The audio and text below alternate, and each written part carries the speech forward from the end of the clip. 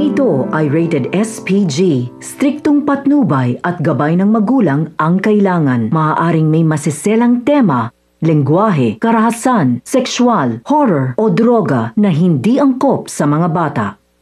Nabi nga ni Mokang kay Ramon na hiyang-hiya na umano siya at hindi niya alam kung paano magpapasalamat sa lahat ng tulong na ibinibigay nito sa kanyang pamilya. Ngunit iginiit nga ni Ramon na hindi kailangang magpasalamat ni Monique dahil ang pamilya niya ay pamilya niya din. Sinabi ni Nita na magandang karma daw itong nangyayari sa kanila matapos silang alipustahin ni Rhoda. Sa kabilang banda, tinanong ni Edwin kung ano ang plano nila sa pera. Ayon nga kay Mang Marsing na gusto niyang bayaran si Rhoda upang muling mabawi ang kanilang bahay at bukod doon, gusto umano ni Marsing na magpautang para mapaikot ang pera.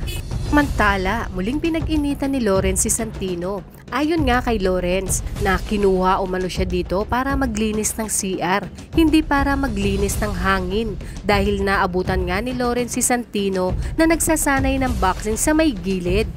Maya pa, tinanong ni Nita kung sigurado ba si Marsing sa negosyong naiisip nito at baka daw matulad sila kay Rhoda. Ngunit iginiit nga ni Marsing na paanong matutulad sila kay Rhoda hindi naman umano sila kagaya ni Rhoda na mata pobre at makakatulong umano sila sa mga taga-Quiapo.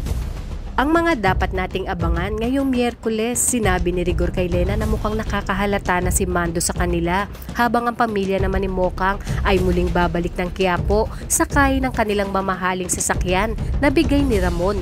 At si Tanggol naman ay mas lalong maiipit sa gulo dahil muli siyang pag-iinitan ng mga batang Divisoria dahil siya na nga ang ipinalit kay Bong at dito na din magaganap ang unang misyon ni Bubbles at Tanggol na tapusin si Congressman Sibilia.